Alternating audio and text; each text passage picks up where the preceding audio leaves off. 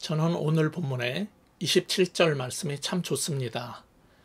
그가 밤낮 자고 깨고 하는 중에 씨가 나서 자라되 어떻게 그리 되는지를 알지 못하느니라. 이 말씀이 참 좋습니다. 농부가 씨를 뿌린 다음에 농부는 그저 자고 일어나고 자고 일어났다가 보면 어느 날 씨는 발아해서 싹이 나고 저절로 자라가고 있다는 이 신비한 진리가 참 좋습니다. 지난 월요일 제 둘째 딸이 아들을 낳았습니다. 출산 때부터 산모와 아기가 같이 있었는데 사위가 그저께 집에 하루 다녀오더니 아기 사진을 올리면서 하루 못 본 사이에 아기가 제법 많이 큰 것 같아요 라고 썼더라고요. 갓난아기는 자고 일어나면 정말 쑥쑥 커 있습니다. 씨를 뿌리고 농사를 지을 때 농부가 어떤 역할을 하지만은 모든 농부들은 한결같이 하는 말이 있어요. 하늘이 자라게 했다. 이렇게 말합니다. 어떻게 그렇게 자라는지 그 세부적인 생명의 신비에 대해서 잘 알지 못하지만은 분명한 것은 씨를 뿌려놓으면은 하늘이라 칭하는 그 하나님께서 발아하게 하시고 적절한 해와 비를 내리셔서 그 씨앗이 스스로 자라게 한다는 것입니다. 여기 성경 본문에서 스스로 자란다라는 스스로라는 이 단어가 헬라어로 아우토마테인데 여기에서 우리가 사용하고 있는 오토매틱이라는 영어 단어가 이제 파생돼서 나온 것입니다. 오늘 본문 27절에서 보듯 이 본문이 강조하고자 하는 점은 무엇이냐면은 씨가 처음 뿌려지고 발화를 했을 때는 굉장히 미미하게 아주 작게 보이지만은 하나님 나라도 마찬가지로 세상 관점으로 볼 때 별거 아닌 것처럼 아주 작아 보이지만은 하나님은 자라게 하실 것이고 그 마지막은 엄청나게 커질 것이라는 점입니다. 그것이 하나님 나라에 대한 첫 번째 비밀이지요. 이 비유가 함축하고 있는 의미는 씨가 뿌려지면 그 앞길에 가뭄도 있고 더위도 있고 우박이 때로 내리기도 하고 잡초가 자라고 메뚜기 떼가 습격하는 등 여러 가지 방해 요인과 탄압과 박해가 있지만은 세상에 그 어떤 힘도 하나님 나라 자체의 성장을 결단코 막을 수 없다는 것입니다. 우리가 보고 있는 마가복음 4장의 전반부에는 소위 씨 뿌리는 토양의 비유가 나오는데 다른 복음서에서 또 우리가 그 내용은 다 볼 수 있어요. 그런데 씨앗이 파종된 후 저절로 발아하여 자란다는 오늘 본문 26절부터 29절 내용은 오직 마가복음에만 나오는 마가가 강조하는 부분입니다. 이것은 당시 로마의 네로 황제에 의해서 그 대화재, 로마에 있었던 대화재를 일으킨 주범으로 그리스도인들이 몰려서 핍박을 당하고 심지어 로마시에서 추방을 당하면서 교회가 무너져가고 일부는 원형 경기장으로 끌려가서 순교를 당했던 그 교회의 형제 자매들을 보면서 절망하고 낙심했던 마가복음의 첫 번째 독자 로마의 기독교인들에게는 정말 큰 힘이 되고 소망이 되어준 귀한 말씀이었을 것입니다. 하나님 나라는 이 모든 핍박이 있지만은 필연코 단연코 자라고 말 것이라는 것이 오늘 이 본문을 통해 주께서 우리에게 전하고자 하는 진리인 것입니다. 본문의 강조점은 씨가 싹이 트고 이렇게 자라는 것은 하나님께서 주시는 신비의 영역이듯이 하나님 나라가 자라고 열매 맺는 것도 그런 하나님의 신비에 해당한다는 것입니다. 그래서 어떤 사람들은 오늘 본문을 비밀리에 성장하는 씨앗, 은밀하게 자라는 하나님 나라의 비유라고도 부릅니다. 사람들은 조그만 씨앗처럼 작은 하나님 나라를 보면서 세상 관점으로 보면은 가능성이 없어 보이겠지만은 하나님은 결국은 하나님의 나라를 자라게 하시고 열매를 맺으면서 승리하실 것이라는 사실을 성도들에게 기억하라는 겁니다. 이때 주의해야 될 점이 있어요. 우리들은 자꾸 지역교회와 하나님 나라를 동일시하는 경향이 있는데 그러면 안 됩니다. 개별교회는 심겨져서 자라기도 하고 말라 죽기도 합니다. 그러나 전 지구적인 하나님의 나라는 꾸준히 자라고 성장하여 큰 나라를 이룰 것이라는 사실입니다. 즉 개별교회는 하나님 나라라는 이 표현의 한 부분 집합이지 교회가 하나님 나라는 아니에요. 중세 로마 가톨릭 교회와 많은 그 유럽의 기독교 국가들, 기독교를 국교로 삼았던 그런 국가들의 오류가 여기에 있었던 것입니다. 세례의식을 통해서 그 교회에 가입하는 것이 곧 천국에 들어가는 길이라고 여겼던 게 바로 신학적 잘못이었죠. 그런데 오늘날에는 개별 지역교회와 하나님 나라 사이의 그 관계에 대한 오해로 교회를 등록한다든가 세례를 받는 거하고 천당 가는 것을 동일시하는 혼동으로 여전히 혼란을 일으키는 사람들이 있어요.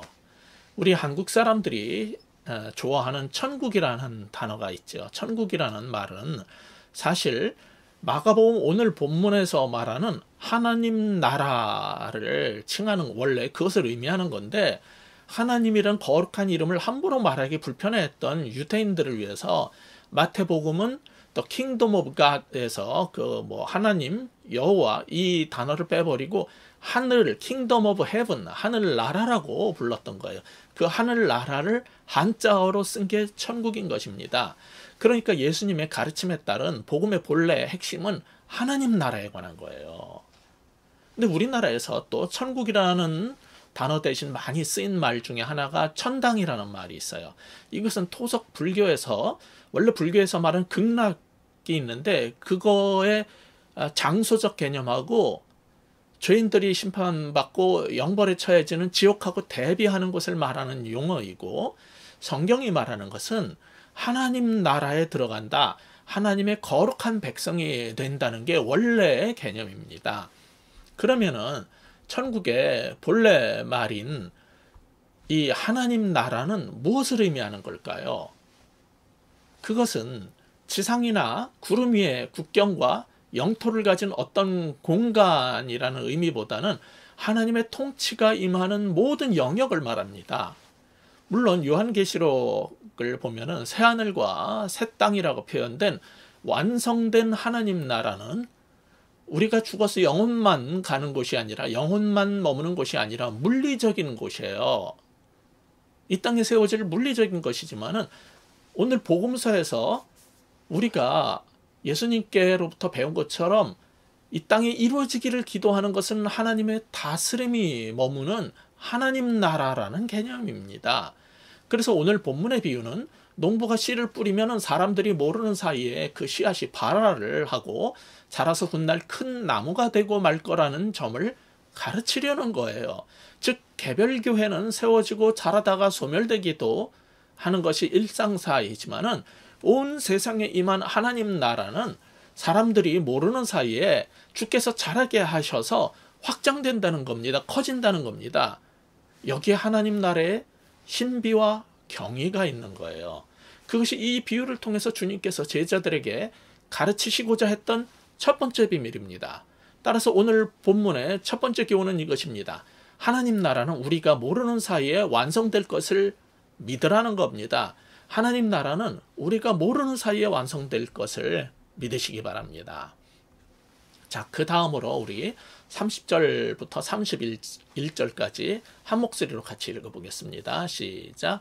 또 이르시되 우리가 하나님의 나라를 어떻게 비교하며 또 무슨 비유로 나타낼까? 겨자씨 하늘과 같으니 땅에 심길 때에는 땅의 모든 씨보다 작은 것이로되. 여기 주님께서 하나님 나라를 또 어떻게 비교하면서 어떻게 설명할 수 있을까라고 하시면서 겨자씨 비유를 이제 시작하십니다.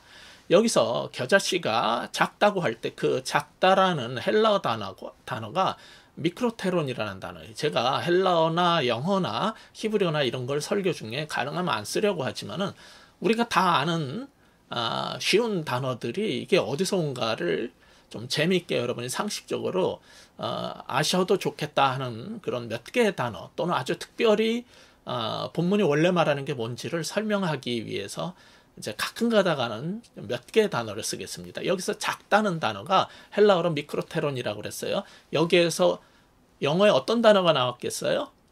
예, 마이크로 프로세서, 마이크로 칩, 마이크로소프트 하는 미크론이라는 단어가 여기서 나온 겁니다. 이 비유는 겨자씨가 아주 작다는 사실에서 출발을 하는데 30절을 보시면은 이것은 비유라고 적시를 하고 있어요. 그러니까 이건 뭘 말하냐면은 겨자씨가 물리적으로 정말 얼마나 작으냐 하는 거는 하나도 중요한 게 아니라는 거죠. 왜냐면은 여기 겨자씨라고 할 때 원문에 나오는 스나피라는 헬라어 단어는 이게 영어 성경이나 한국어 성경에서 겨자라고 번역을 했지만은 그거는 여러분이 지금 생각하는 겨자가 아닙니다.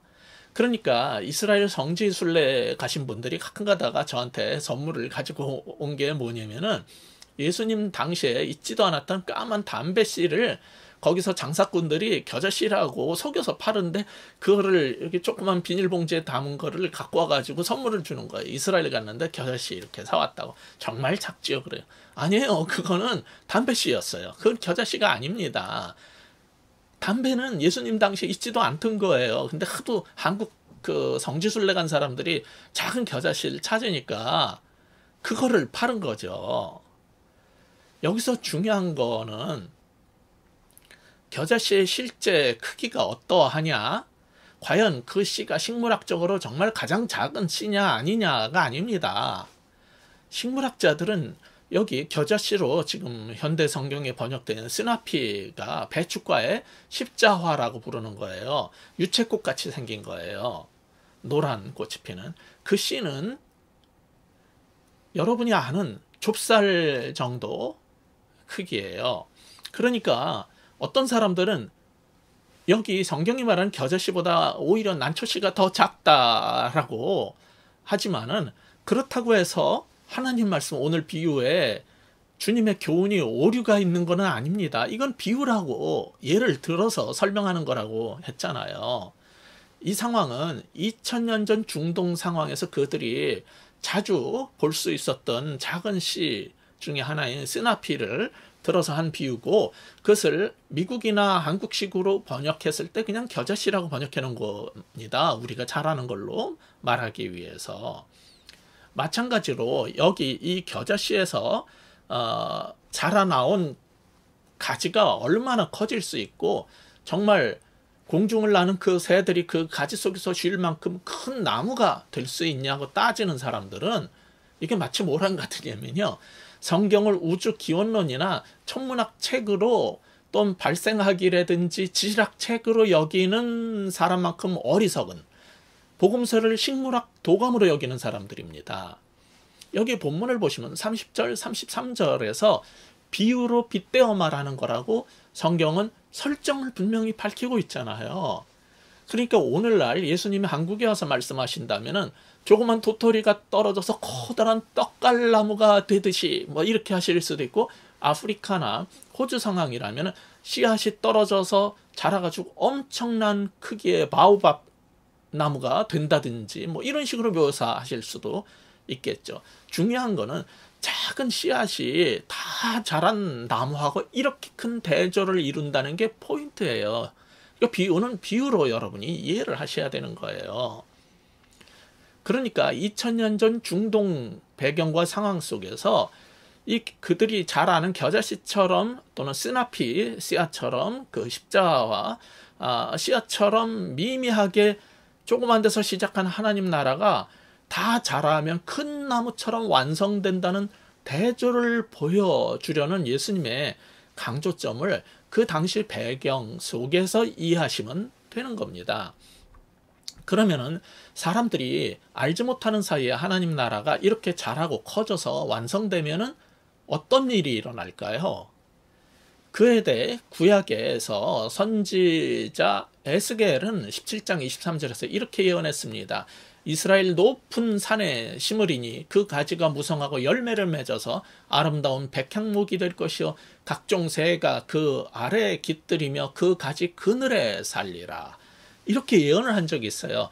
이런 조그만 나라 이스라엘에 심겨진 하나님의 말씀이 온 세상의 구원의 복음의 터전이 된다는 이스라엘의 미래 역할에 대한 예언이 이제 예수님 안에서 성취될 것이라는 것을 지금 마가복음이 강조하고 있는 겁니다.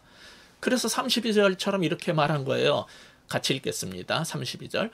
심긴 후에는 자라서 모든 풀보다 커지며 큰 가지를 내나니 공중의 새들이 그 그늘에 깃들일 만큼 되느니라. 예수님의 에스겔의 예언이 이제 성취될 거라고 지금 인용하신 거예요.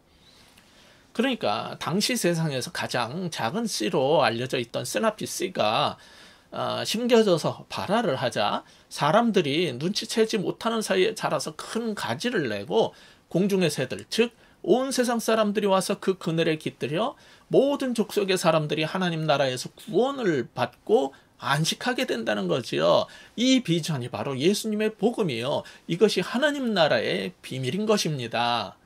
따라서 오늘 본문의 두 번째 교훈은 이것입니다. 하나님 나라에서 모두가 참된 쉼을 얻게 됨을 믿자는 겁니다. 하나님 나라에서 모두가 참된 쉼을 얻게 됨을 믿으시는 저와 여러분이 됐으면 좋겠습니다. 자, 그 다음에 이어지는 33, 4절은 이런 여러 가지 비유로 예수님은 사람들에게 하나님 나라의 비밀을 알아들을 수 있도록 다양하게 가르쳐 주신다는 내용입니다. 그러나 외인들은 예수님의 비유가 쉽기 때문에 표피적으로는 다 아는 것처럼 생각할 수 있지만 실제로는 그 비유가 함축하고 있는 하나님 나라의 깊은 진리라든지 그 말씀을 하시는 하나님의 마음과 의도는 알 수가 없는 거예요. 나중에 빌라도와 로마 관리들이 예수님을 신문할 때 예수님께서 하나님 나라를 비유로 대답하시는데 그때도 똑같은 현상이 일어나지요. 그러나 예수님의 제자들은 조용한 시간에 따로 주께서 그 의미를 가르쳐 주셨기 때문에 진리의 더 깊은 곳까지 접근할 수 있었어요. 여기서 33절 후반에 보시면은 그들이 알아들을 수 있는 대로 가르치셨다. 그들이 알아들을 수 있는 대로라는 표현이 나오죠. 그러니까 그들이 알아들을 수 있는 방식으로 그들의 능력과 수준을 배려해서 가르치셨다는 거예요.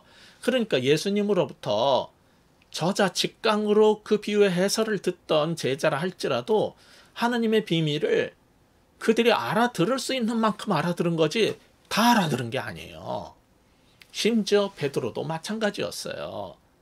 그들이 알아들을 수 있도록 가르치셨을 때 그들은 어느 부분은 이해했지만 어떤 건 몰랐기 때문에 계속 예수님을 속상하게 하고 정말 힘들게 만들었던 것입니다.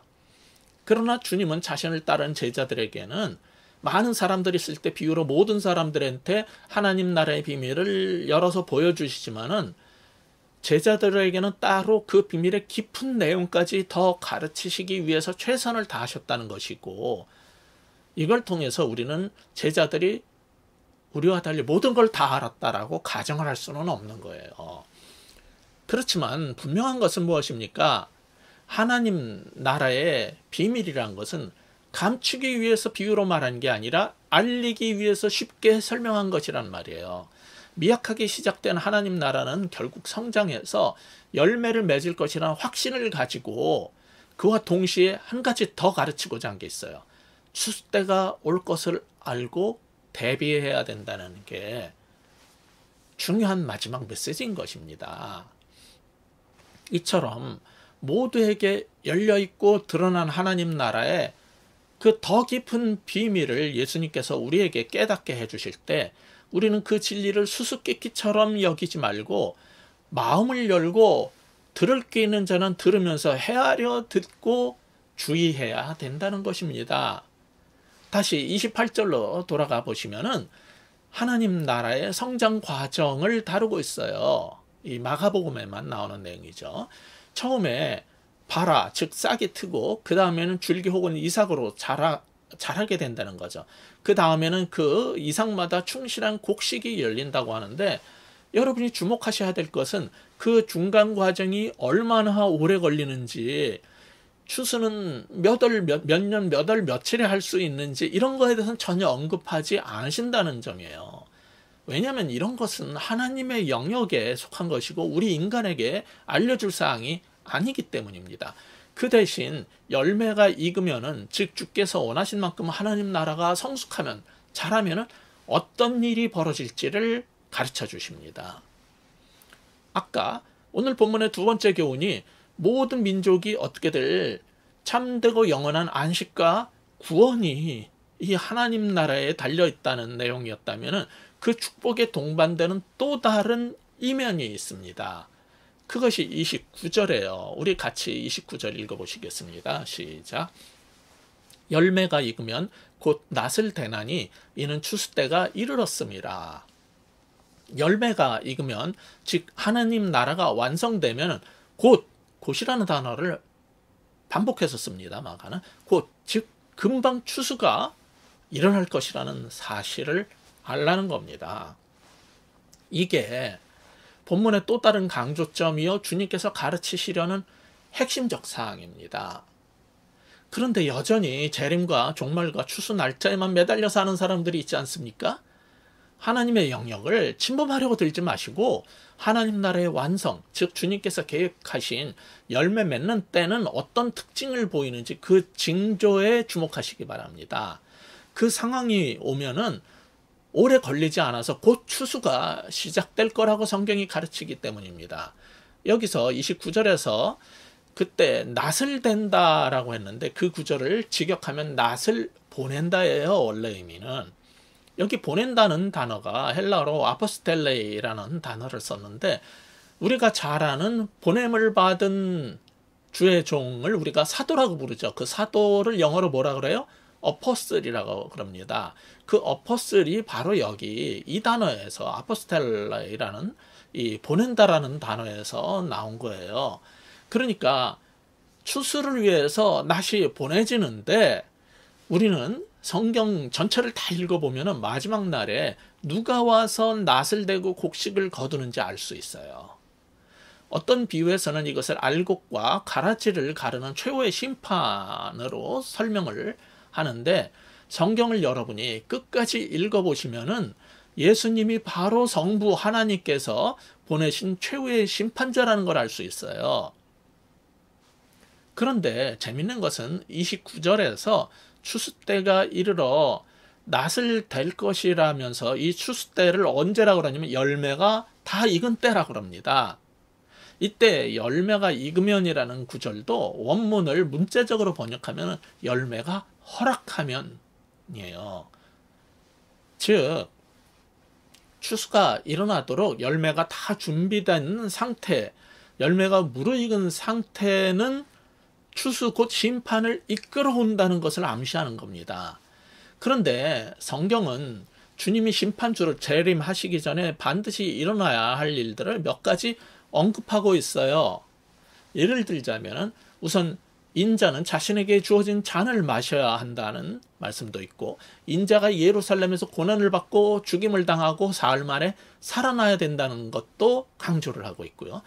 또한 제자들은 그때 주님께서 재림하시기 전에 혹독한 박해를, 그 당시에 로마 시대의 기독교인들이 당했던 박해 정도가 아니라 정말 전 지구적인 혹독한 박해를 경험하게 되고, 그걸 이제 요한계시록이 가르쳐주고 있어요. 많은 것들을. 그리고 멸망에 가증한 것이 성전에 서게 된다는 겁니다. 그리고 동시에 또 하나 중요한 게 있죠. 복음이 만국의 모든 나라에 전파되어야 한다는 것이 이 마가복음에서 종말을 다루고 있는 13장 같은 데에 나옵니다. 그러나 오늘 본문에서는 예수님께서 심판자로 오시기 직전에 이런 모든 조건을 갖춰야 된다는 걸 말하려는 게 아니라 32절에 의하면 겨자씨같이 아주 조그마하게 미약하게 시작되는 하나님 나라가 엄청나게 큰 나무가 되어서 온 세상에 새들이 와서 깃들어 쉴 수 있을 정도로 커졌을 때 어떤 일이 벌어질 것인가를 지적하는 게 목표예요. 그래서 28절에서는 열매를 맺고 이삭이 충실히 달리면 추수가 시작될 것이다 라고 했던 것을 이제 32절에서는 열매가 무르익으면은 추수가 일어난다, 낫을 대는 심판이 벌어진다라는 말씀을 하는 거예요. 왜 이 얘기를 반복해서 하겠어요? 짧은 본문에 2번이나 우리 그리스도인들이 이 추수에 대비해서 살게 하려 함입니다.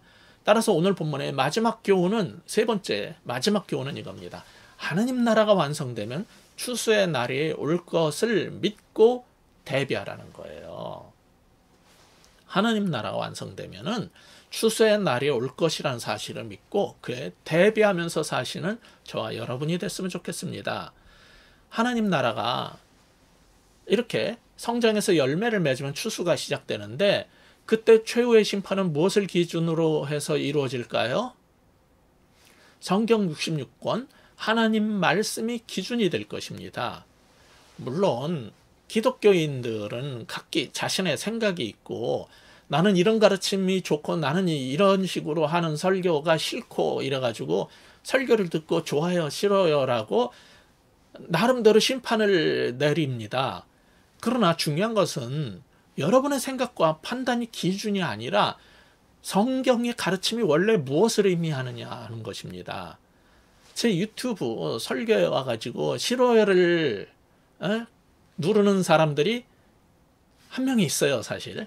그런데 싫어요를 누르면서 왜 이 설교를 계속 들을까 하는 생각을 해봅니다.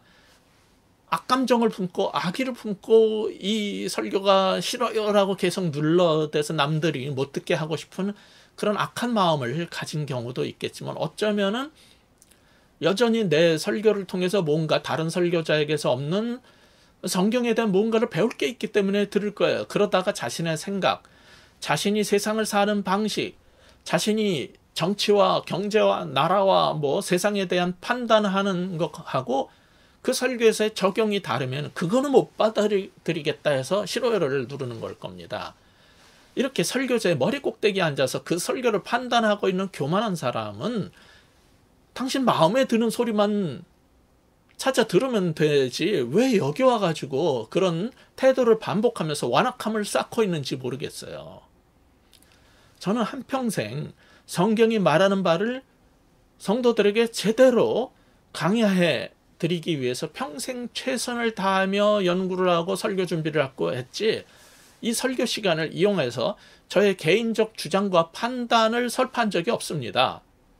여러분 마음에 안 드는 것조차 제가 성경을 연구하고 이해한 성경 신학에 기초해서 세상의 정치, 사회, 경제, 문화에 대한 판단을 적용한 것이지 제 개인적 사적 취향을 함부로 여러분한테 주입하려고 한 적이 없어요. 저는 하나님 앞에서 제 양심을 걸고 분명히 말씀드릴 수 있습니다.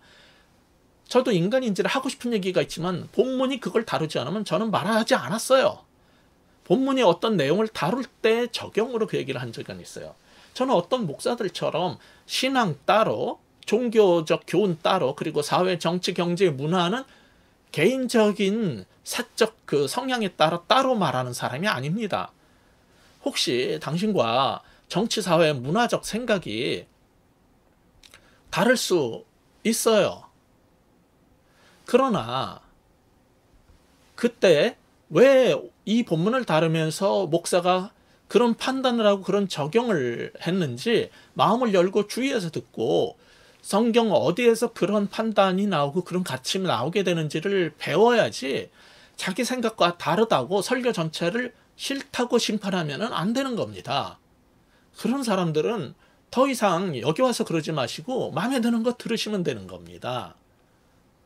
근데 그렇게 살면 안 되는 거예요. 그런 식으로 신앙생활하면 안 되는 거죠. 그리고 알아야 할 것이 있어요. 하나님의 심판은 여러분의 정치, 종교, 사회, 문화적 판단과 생각처럼 되지 않을 것이라는 겁니다. 그래서 우리는 조심하고 하나님 말씀을 더 연구하고 제대로 배워서 우리의 결혼생활, 가정사, 인간관계, 사회생활, 자녀교육, 정치, 경제, 문화, 기술 모든 영역에서 하나님 나라의 원칙에 따라서 하나님 백성답게 생각하고 판단하고 행하고 살도록 성숙해 가야 하는 겁니다. 그것을 위해서 우리는 성경을 읽고 기도하고 성경을 연구하고 하나님 말씀을 듣는 것입니다.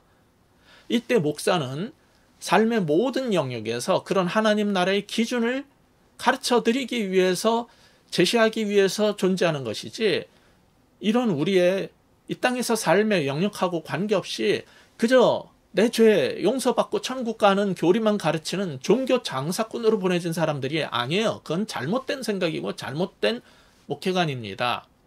제가 신학 교수로서 그 부분을 성경적으로 가르치고 신학생들한테 다루는 사람이기 때문에 분명히 말씀드립니다.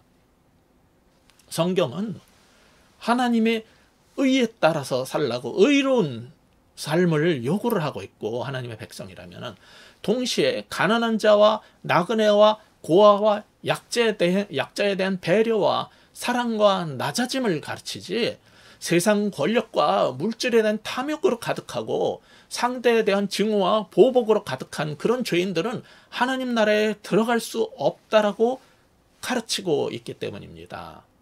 성경을 편견 없이 깨어있는 마음으로 읽어보시면 예수님이 가르치신 하나님 나라의 삶의 방식이 있어요.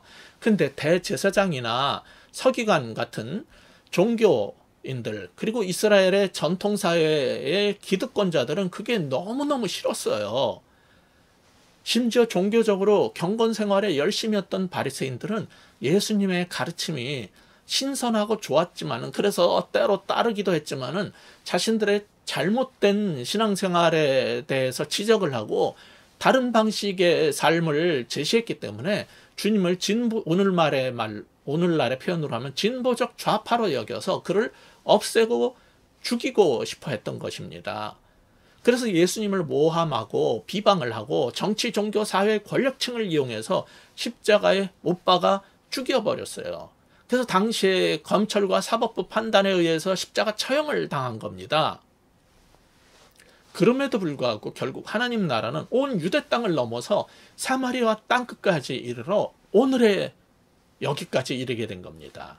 지금도 복음과 하나님 나라는 더 큰 핍박과 미움과 증오와 조롱 속에서 힘없이 사그라들어가는 것처럼 보이지만은, 한국 교회가 그래서 찌그러 들어가도 하나님은 사람들이 모르는 사이에 그 겨자씨를 자라게 해서 하나님 나라를 큰 나무처럼 만들고 말겠다는 것입니다. 그리고 열매가 풍성히 맺히면은 추수를 하실 것이라는 것을 성경은, 오늘 본문은 가르쳐 주고 있어요. 그때 우리 생각에 이러쿵저러쿵 하는 그런 기준이 아니라 성경에 기록된 기준에 따라서 최후의 심판이 행해질 것입니다. 그 심판은 믿는 자에게는 말씀대로 의롭게 살았느냐에 달려있을 것이고, 믿지 않는 자에게는 자신의 교만과 죄를 회개하고 예수님께서 우리 구원을 위해서 하신 일을 받아들이고 하나님 나라 백성으로 달라진 삶을 사느냐 아니냐에 달려있는 겁니다. 그러니까 알아들을 수 있게 가르치실 때 마음을 열고 배워서 추수날을 대비해야 된다는 거예요. 여러분, 다음 주는 추수감사주일입니다. 그런데 오늘날 추수감사절에선 이 추수 때가 올 것이라는 의미는 어디로 가서 사라져버리고 수학에 대한 감사헌금을 강조하는 날로 축소되어 버렸어요. 그것은 우리 한국 기독교의 추수감사절이 미국이란 신대륙에 도착한 영국의 청교도들이 그 뉴잉글랜드에 거친 첫 겨울을 통과하고 한 해에 수확을 거둔 후에, 첫 수확을 거둔 후에 감사했던 Thanksgiving Day라는 그 예배 전통을 그대로 본받아 가져왔기 때문일 겁니다. 우리도 다음 주에는 그간 코로나와 여러 가지 힘든 일과 어려움과 비바람과 풍파가 있었지만 그래도 주께서 복 주셔서 우리가 자고 일어나면은 모르는 사이에 우리의 삶의 모든 곡식이 자라고 열매를 맺어서 여기까지 오게 하신 것에 대해서 감사를 표현하는 날이 되었으면 좋겠어요. 그러나 잊지 말아야 될 것은 마지막 추수에 대한 오늘 본문의 가르침도 기억해야 한다는 겁니다. 우리 신앙뿐만 아니라 세상을 사는 방식과 우리의 인생도 하나님의 심판대 앞에 서고 한 평생의 삶을 추수하고 심판받는 날이 올 것이니까 그의 함께 대비하는 저와 여러분 모두가 되기를 우리 주 예수 그리스도 이름으로 간절히 축복합니다. 기도하시겠습니다. 하나님 아버지, 이제 다음 주면 추수감사절입니다. 한 해 동안 베풀어 주신 은혜에 감사를 표현하는 귀한 날 되게 하여 주시고, 그뿐만 아니라 추수가 있을 것이란 사실도 잊지 않는 우리들이 되게 하여 주시옵소서. 하나님, 우리는 보기에 정말 겨자씨처럼 하나님 나라가 미약해 보이고 마치 지역 교회들의 그러한 어려움을 겪는 것처럼 하나님 나라도 결국 아무것도 아닌 미미한 것으로 끝날 것처럼 생각되기도 하지만은, 오늘 말씀에 근거하여 농부가 자고 일어나는 사이에 하나님은 자라게 하셔서 언젠가 정말 큰 나무를 이루고 온 세상의 모든 사람들이 와서 안식하고 쉬고 구원받는 그런 날이 올 것이고, 열매가 무르익으면은 추수를 하는 그 최후의 심판날이 올 것이라는 사실을 잊지 않게 하여 주시옵소서. 그리고 오늘을 살 때 그 마지막 심판의 날을 생각하면서 그에 대한 준비로 살아가는 모든 성도들 될 수 있도록 주님 축복하여 주시옵소서. 이제 다음 주에 있을 추수감사절을 기대하면서 의미 있는 날 삼을 수 있도록 주님 한 주간의 삶도 주님께서 함께하여 주옵소서. 예수 그리스도 이름으로 간절히 기도하옵나이다. 아멘.